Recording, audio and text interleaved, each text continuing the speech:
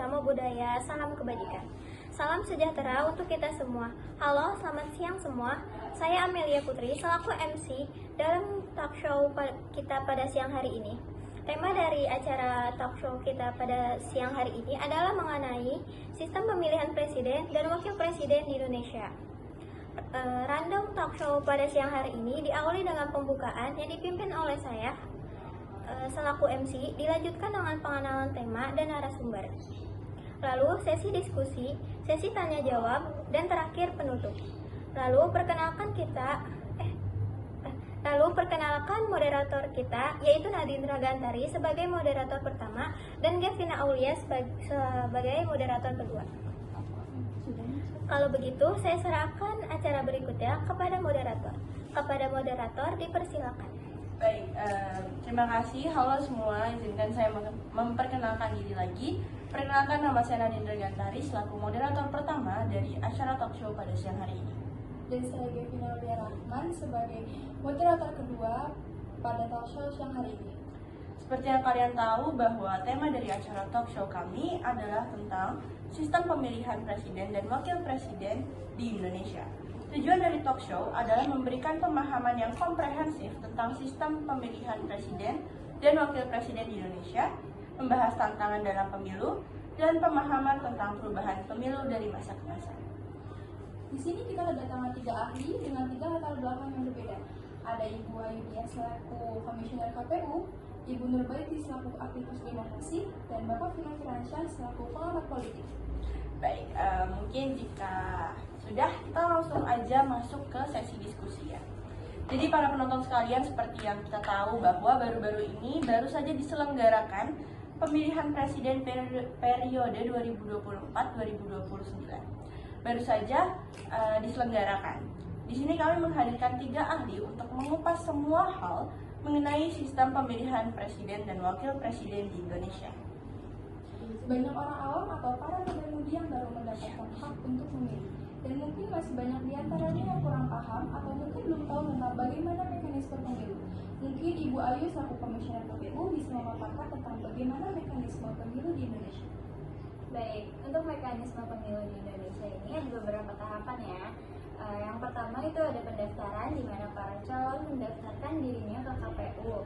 Dilanjutkan dengan pencalonan, kampanye, pemungutan suara, penghitungan, dan terakhir penetapan.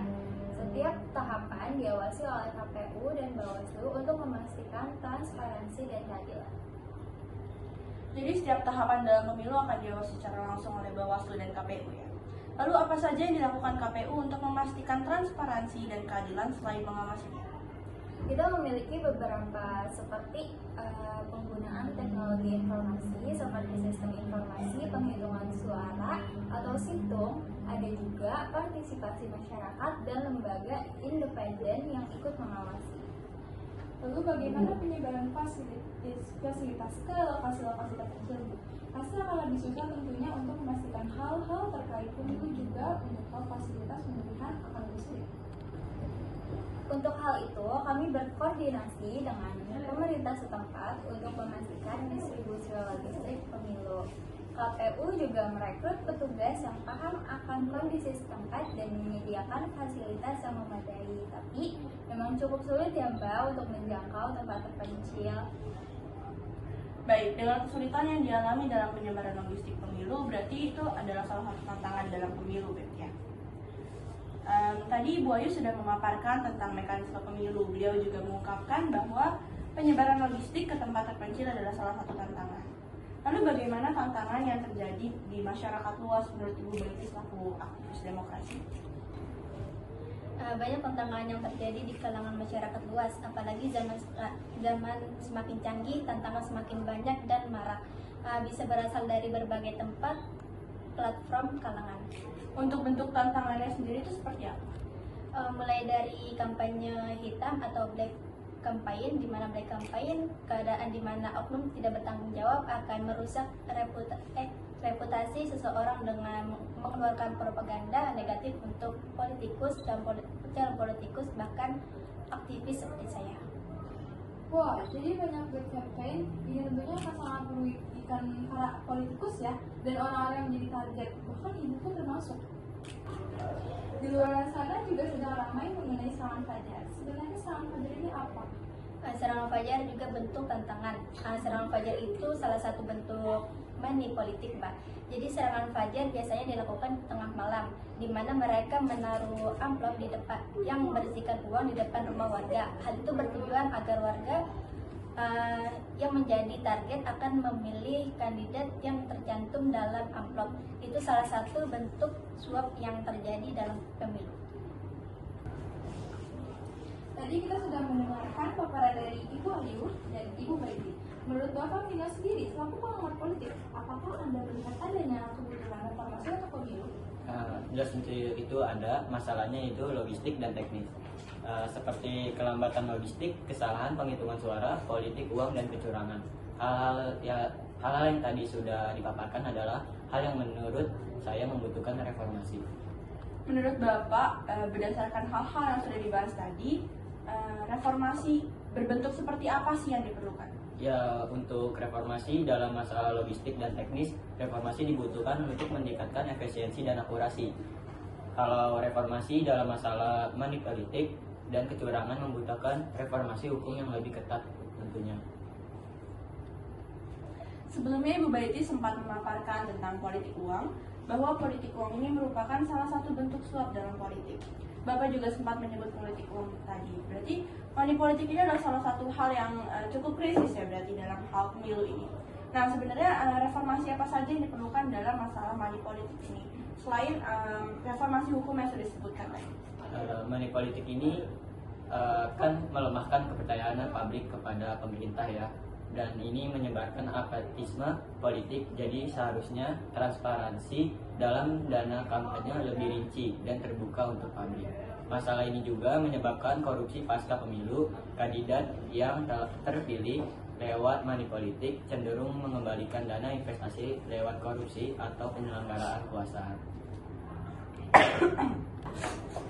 Assalamualaikum warahmatullahi wabarakatuh. Waalaikumsalam warahmatullahi wabarakatuh. Perkenalkan, nama saya Aulia. Saya ingin bertanya kepada Ibu Baiti, apa yang dimaksud dengan ambang batas parlemen dalam pemilu legislatif? Baik, terima kasih untuk Aulia atas pertanyaannya dan Ibu Baiti silakan. Jadi ambang batas parlemen adalah persentase minimum suara nasional yang harus dicapai oleh partai politik untuk mendapatkan kursi di DPR. Ambang batas ini bertujuan untuk menyederhanakan jumlah partai di parlemen dan meningkatkan stabilitas politik. Halo, perkenalkan saya Khairisya. Saya ingin menanyakan kepada Bapak Vino, apa saja jenis pemilu yang ada di Indonesia? Oke, baik. Terima kasih atas pertanyaannya, Ibu Khairisya. Silakan untuk Bapak Vino dijawab. Ya, ada dua jenis pemilu di Indonesia. Pemilu legislatif untuk memilih anggota DPRD dan DPR dan DPRD, serta pemilu presiden untuk memilih presiden dan wakil presiden. Lanjut. Sebelumnya perkenalkan, nama saya Nisa. Saya ingin bertanya kepada Ibu Ayu, bagaimana proses perhitungan suara dalam pemilu di Indonesia? Terima kasih. Terima kasih Nisa atas pertanyaannya dan untuk Ibu Ayu silakan menjawab pertanyaan terakhir. Baik, penghitungan suara dilakukan di tempat pemungutan suara atau TPS.